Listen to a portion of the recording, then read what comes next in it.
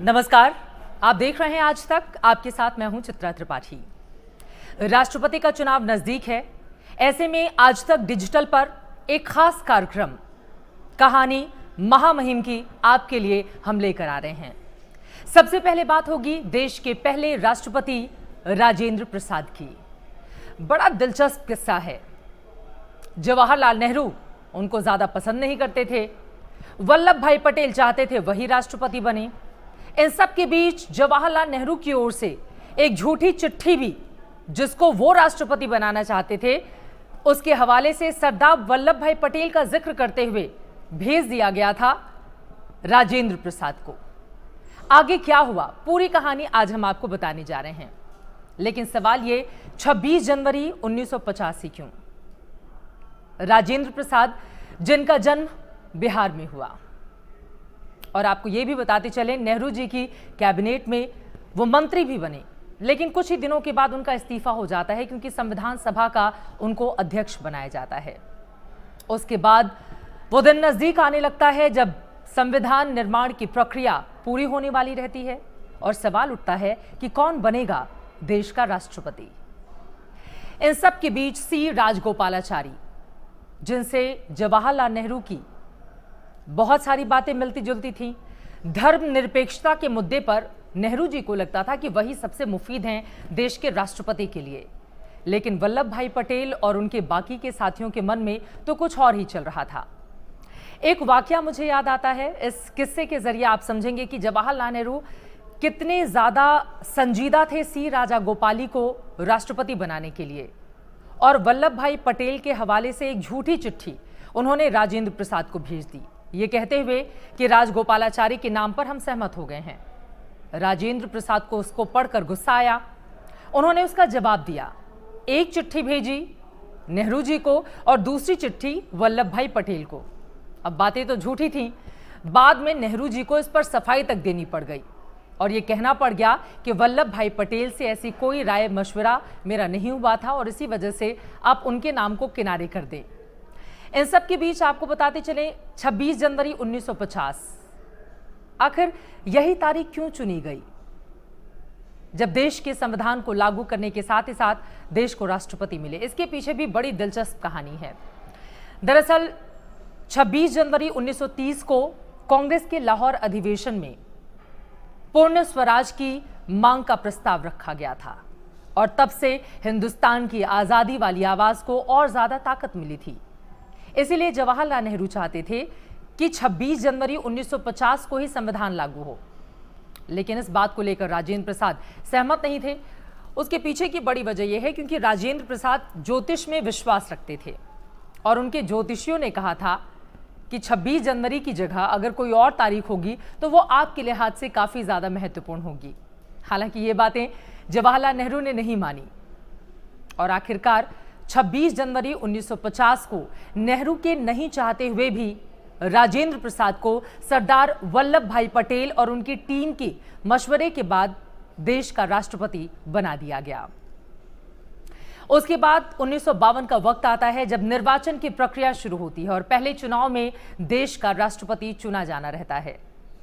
उस समय भी नेहरू जी नहीं चाहते थे, उसके बावजूद राजेंद्र प्रसाद राष्ट्रपति बनते हैं।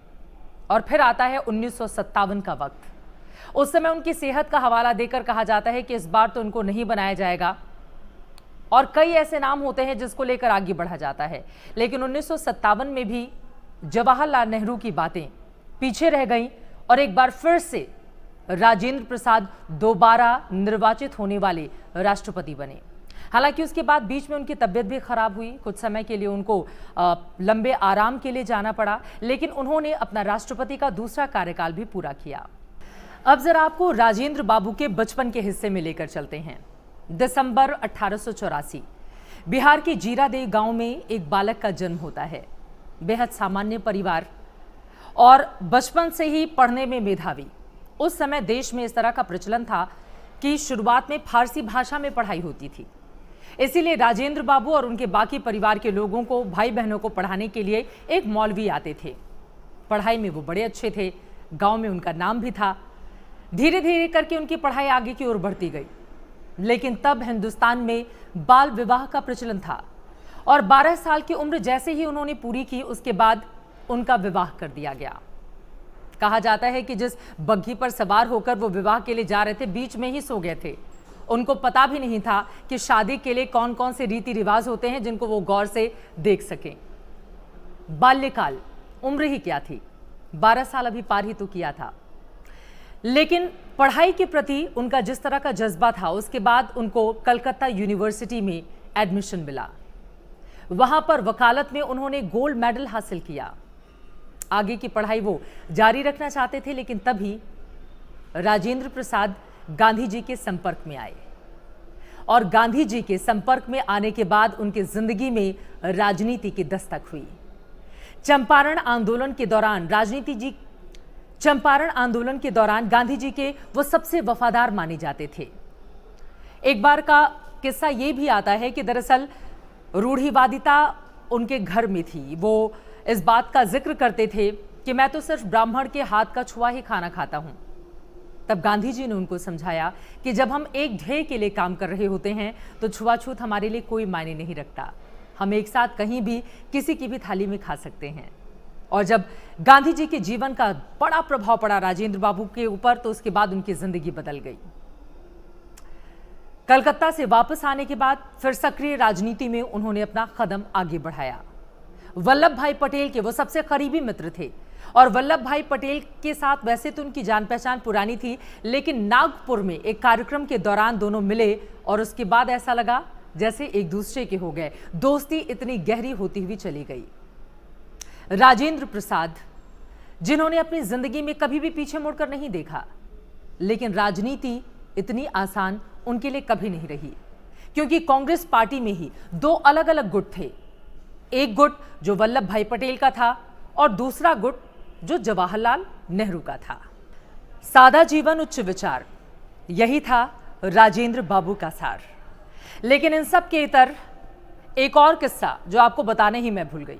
1952 का चुनाव था। कांग्रेस पार्टी के बहुत सारे लोग जिन्हें वोट देने के लिए आना था, वो गायब हो गए।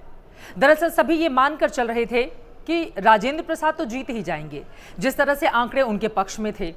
और वही हाल आज भी हम देखते हैं कि जब भी हमें जाकर वोटिंग में हिस्सा लेना चाहिए तो फिर वहां पर हम पीछे रह जाते हैं। खैर, इसे आगे बढ़ते हुए अब बात कर लेते हैं 1957 की और उसके बाद राजेंद्र बाबू के 12 सालों के राष्ट्रपति पद के इस पूरे कार्यकाल की। 1957 में सर्वपल्ली राधाकृष्णन को जवाहरलाल नेहरू अपना उम्मीदवार बनाना चाहते थे। 1957 में उन्हें पूरी उम्मीद थी कि राजेंद्र प्रसाद की सेहत भी ठीक नहीं रहती है, इसलिए सर्वपल्ली राधाकृष्णन को वो उम्मीदवार बना देंगे राष्ट्रपति के लिए, फिर वो चुनाव जीत जाएंगे। लेकिन उस समय भी जवाहरलाल नेहरू की उम्मीदें धराशायी ही रह गईं और एक बार फिर से राजेंद्र प्रसाद की उम्मीदों को पंख लग गए। आपको बताते चले कि उस साल तो ऐसा हुआ था जब किसी दूसरे दल ने अपना कोई उम्मीदवार ही नहीं उतारा था। हाँ, कुछ निर्दलीय खुद से चुनाव मैदान में खड़े जरूर हुए थे, लेकिन उन्हें सफलता नहीं मिली थी। और इस तरह से निर्वाचित राष्ट्रपति के तौर पर 1957 में कमान एक बार फिर से राजेंद्र प्रसाद के हिस्से में आ गई। फिर आता है 12 मई 1962 का वो वक्त जब सेवानिवृत्त होने के बाद सदाकत आश्रम अपने 12 साल के कार्यकाल को पूरा करने के बाद पटना में वापस राजेंद्र प्रसाद लौट जाते हैं। और फिर फरवरी 1968, एक ऐसा वक्त जब इस देश से, इस दुनिया से वो अलविदा कहते हैं। जीवन में बहुत सारे संघर्ष उन्होंने देखे, लेकिन कभी भी पीछे मुड़कर नहीं देखा और न ही कभी हार मानी। ऐसे थे इस देश के पहले राष्ट्रपति।